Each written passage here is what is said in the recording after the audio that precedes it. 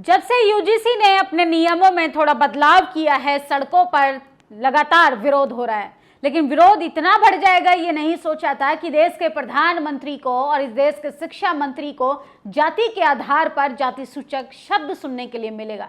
जो कल तक देश के प्रधानमंत्री यशस्वी प्रधानमंत्री हुआ करते थे, वो आज तेली प्रधानमंत्री हो गए हैं।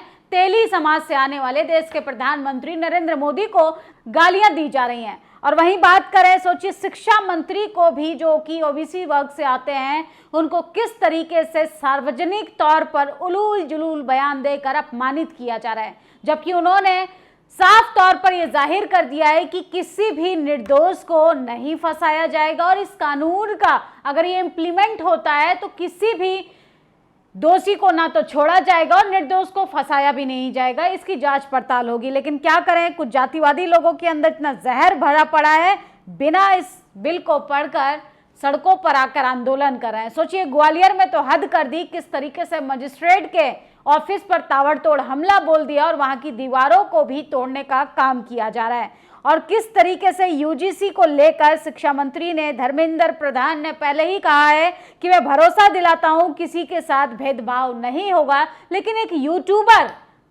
किस तरीके से उनको अपमानित करने का काम कर रहा है। ये स्क्रीनशॉट देखिए, इस वीडियो में जो शख्स आपको नजर आ रहा है उसका नाम है अजीत भारती। सोचिए किस तरीके से एसटी एससी ओबीसी को गाली देकर ये अपने जीवन यापन का काम कर रहा है, पैसे कमाने का काम कर रहे हैं, लेकिन ये सही को सही कहने का साहस नहीं दिखा पाते।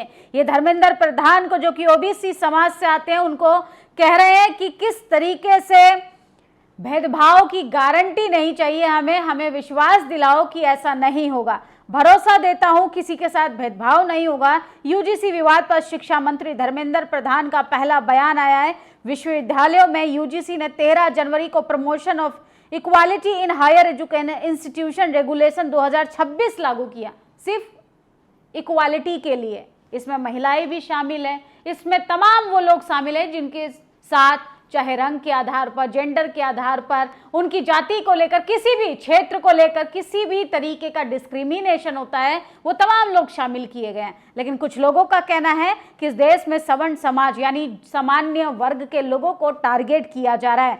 वहीं इसको लेकर देश के शैक्षिक गलियारों में बड़ी तेजी से बहस हो रही है। नए नियमों का विरोध कर रहे लोगों का कहना है कि समानता समिति में सामान्य वर्ग यानी जनरल कैटेगरी के लोग क्यों नहीं है, इनको अनिवार्य कर देना चाहिए। प्रतिनिधित्व तय नहीं किया गया है तो इनको हिस्सेदारी भी चाहिए। लेकिन यही बात अगर हम हिस्सेदारी को लेकर बात करें, कास्ट सेंसस करा लीजिए, जाति जनगणना करा लीजिए, पता तो चले कि किस जाति के कितने लोग किस पद पर बैठकर मलाई खाने का काम कर रहे हैं। सोचिए, एक बिल, एक प्रमोशन बिल लेकर आया गया सिर्फ इक्वालिटी के लिए, उसमें इनको हिस्सेदारी चाहिए। सोचिए, एसटी एससी ओबीसी वर्ग के लोग आजादी के 78 साल बाद भी नौकरियों में अपनी भागीदारी मांग रहे हैं, इस देश के कॉलेज इंस्टीट्यूशंस में अपनी हिस्सेदारी मांग रहे हैं, लेकिन उनको तो कह दिया जाता है नॉट फाउंड सूटेबल। वहीं बात करें बहुजन समाज, समझ ले अब यूजीसी में संशोधन होने वाली संभावना बढ़ गई है। सुप्रीम कोर्ट ने यूजीसी इक्वालिटी रेगुलेशन के खिलाफ सवर्ण द्वारा डाली गई याचिका को स्वीकार कर लिया गया है। जस्टिस सूर्यकांत सोशल मीडिया पर सामाजिक न्याय की बातें करते हैं, मगर देखने को कुछ नहीं मिल रहा। सुप्रीम कोर्ट में लगभग 90 से 92,000 केस पेंडिंग है, मगर उनकी सुनवाई नहीं होती। यूजीसी के खिलाफ याचिका को एक ही बारी में स्वीकार कर लिया। शायद अब 4 से 5 सवन बैठ कर डिसाइड करेंगे कि यूजीसी रेगुलेशन गाइडलाइन होनी चाहिए और नहीं होनी चाहिए। तो सोचिए, अभी ये बिल आया भी नहीं है यूनिवर्सिटी में, लेकिन जातिवादियों ने अभी से विरोध करना चालू कर दिया। वही बात करें जातिवादी पत्रकारों की, तो सोचिए किस तरीके से, चाहे पत्रकार हो, एक्टिविस्ट हो, नेता हो, अभिनेता हो, प्रवक्ता हो, हर कोई सवर्ण समाज का व्यक्ति इस नियम का विरोध कर रहा है। अजीत भारती के भीतर एक जातिवाद का जहर भरा पड़ा है। एक कुर्मी जाति के मंत्री के साथ जानवरों से भी ज्यादा सलूक करने को कह रहा है। सोचिए, एसटी एससी ओबीसी के साथ क्या होता होगा। तो शिक्षा मंत्री को इस तरीके की धमकियां मिल रही हैं। यूजीसी के नए नियम एसटी एससी ओबीसी को प्रोटेक्ट करने के लिए मिल रहे हैं, लेकिन जिन लोगों को समस्या हो रही है उनकी मानसिकता से पता चलता है कि वो भेदभाव करने में भरोसा करते हैं। वहीं बात करें कांग्रेस पार्टी की, तो सोचिए, संविधान लहराने वाली कांग्रेस पार्टी कहती थी कि हम सबको हिस्सेदारी दिलाएंगे। एसटी एससी ओबीसी की बात करने वाले राहुल गांधी ने किस तरीके से अपना बचाव कर इस पर सिर्फ बैलेंस एक पोस्ट डाली है। वहीं इंडियन नेशनल कांग्रेस उत्तर प्रदेश की बात करें तो उन्होंने यूजीसी को लेकर अपना जो है ट्वीट हैंडल से ट्वीट को हटा लिया गया है। सवर्ण वोट बैंक मजबूत करने के लिए यदि कोई भी विपक्षी पार्टी यूजीसी का विरोध करता है चाहे तो कर सकती है, अभी समय है। लेकिन किस तरीके से तमाम लोग अपने वोटरों को समेटने की कोशिश कर रहे हैं, लेकिन सही को सही नहीं कहेंगे। यूजीसी की नई गाइडलाइन पर सोशल मीडिया पर स्क्रॉल करते करते हम थक गए हैं, लेकिन मजा लो इन सवर्ण पत्रकारों ने जो तमाम पत्रकारिता की बड़ी बड़ी डेफिनेशन आपको सिखाते हैं, लेकिन वो जब इक्वालिटी की बात आई, जब एसटी एससी ओबीसी के हक अधिकारों की बात आई, महिलाओं की इंसाफ की बात आई, सोचिए आखिरी पायदान पे खड़े व्यक्ति को समान धाराओं में लाने की बात आई तो वो गायब हो गए। उसमें रवीश कुमार, अजीत अंजुम, सौरभ द्विवेदी, परसुन वाजपेयी, अभिसार जैसे न जाने कितने लोग हैं जो 90% लोगों के संवैधानिक अधिकारों से बात करते हैं। और सोचिए यूजीसी लाकर गधों को घोड़ा बनाओगे, तुम्हारी नस्लें की नस्लें टूटकर बिखर जाएंगी, फिर भी तुम सवर्णों का रोआ नहीं उखाड़ पाओगे। यूजीसी के नए प्रावधान पर विरोध करे सवर्णों की, बस आप एक बार भाषा सुनिए। यूजीसी लाकर गधों को घोड़ा बनाओगे, तुम्हारे नस्लों की नस्लें टूटकर बिखर जाएंगी, फिर भी तुम सवर्णों का रोआ नहीं उखाड़ पाओगे। सुना आपने? सोचिए इनकी भाषा में इतना जहर है, तो इससे अंदाजा लगाइए जब बहुजन समाज के लोग पदों पर जाकर बैठेंगे तो किस तरीके से इन लोगों को तकलीफ होगी। सोचिए प्रधानमंत्री को कहा जा रहा है कि तेली प्रधानमंत्री है, जिसकी शक्ल तक सुबह सुबह देखना अशुभ माना जाता है। इस तरीके की जातिवादी टिप्पणियां कर देश के प्रधानमंत्री को अपमानित किया जा रहा है। लेकिन मनुवाद व्यवस्था चाहती है कि देश के प्रधानमंत्री भले ही संवैधानिक पद पर पहुंच जाएं, लेकिन वो रहेंगे नीच कुल के ही। ये है असली और महीन जातिवाद।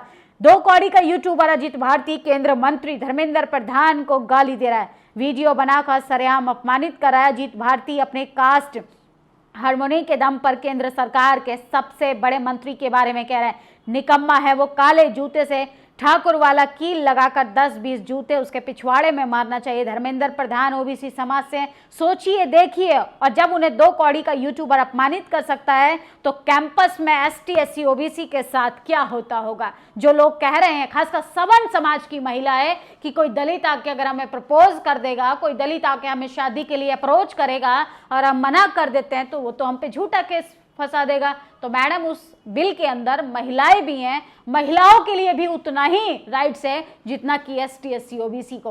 और वो आपको आके अप्रोच क्यों करेगा? एकेडमी में पढ़ने के लिए, इक्वालिटी के लिए एक प्लेटफॉर्म बनाया जा रहा है और तमाम लोगों को बेफिजूल की बातें करनी है, बेफिजूल के बयान देने हैं। और सड़कों पर तमाम वो लोग हैं जिनका कॉलेज यूनिवर्सिटी से दूर दूर तक कोई लेना देना नहीं है। सोचिए कुछ लोग अपना नेतागिरी चमकाने के चक्कर में एसटी एससी ओबीसी के लोगों को गाली दे रहे हैं, उनके नेताओं को गाली दे रहे हैं। अरे ये सब तो छोड़ दीजिए, हम तो बरसों से गालियां सुनते आ रहे हैं, तुम्हारे बाप दादाओं ने हमें गालियां ही तो दी हैं। लेकिन सोचने वाली बात है कि देश के संवैधानिक पद पर बैठने वाले प्रधानमंत्री नरेंद्र मोदी को जब तेली कहकर अपमानित किया जा रहा है तो आम मिडिल क्लास लोगों के, एसटी एससी ओबीसी महिलाएं और जो कि दिव्यांग लोग हैं उनके साथ क्या होता होगा। यहाँ तो बिहारियों को क्षेत्र के आधार पर गाली दी जाती है, यहाँ पर तो भाषा के आधार पर लोगों को गाली दी जाती है, यहाँ तो पहनावे को लेकर लोगों को गाली दी जाती है। लेकिन ये अफसोस है, ये तमाम भेदभाव लोगों को नहीं दिखाई देते हैं।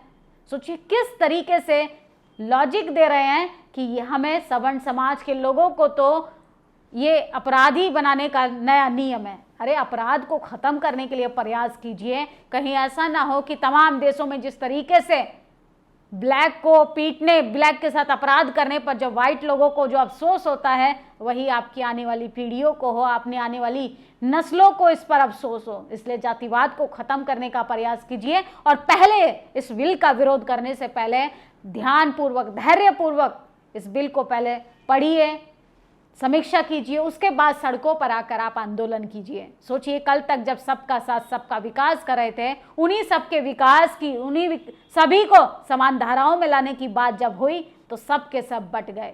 सोचिए हिंदू राष्ट्र बनाने के लिए तमाम लोग हिंदू हैं, लेकिन उन्हीं हिंदुओं को अगर इंस्टीट्यूशंस में भागीदारी दी जा रही है, सिर्फ उन पर अत्याचार कम करने के लिए बिल लेकर आया जा रहा है। ऐसा तो कहीं नहीं है कि उस बिल से सरकारी नौकरी हर एक एसटी एससी ओबीसी को मिल जाएगी। लेकिन सोचिए कितनी नफरत है, सिर्फ एक बिल लाने की वजह से इतना आक्रोश झेलना पड़ रहा है। इससे अंदाजा लगाइए कि देश के प्रधानमंत्री से लेके एक कॉलेज में पढ़ने वाले बच्चे को कितना बड़ा जातिवाद झेलना पड़ता होगा। आप लोगों की क्या प्रतिक्रिया इस खबर पर, अपनी राय जरूर दीजिएगा। शुक्रिया। आपसे गुजारिश है कि अगर इसको बचाना चाहते हैं तो नेशनल दस्तक को सब्सक्राइब करने के लिए रेड कलर के सब्सक्राइब बटन को दबाएं, फिर बेल आइकन की घंटी दबाएं। नेशनल दस्तक को बचाने के लिए बहुत जरूरी है कि हर खबर को शेयर करें, लाइक करें, कमेंट जरूर करें।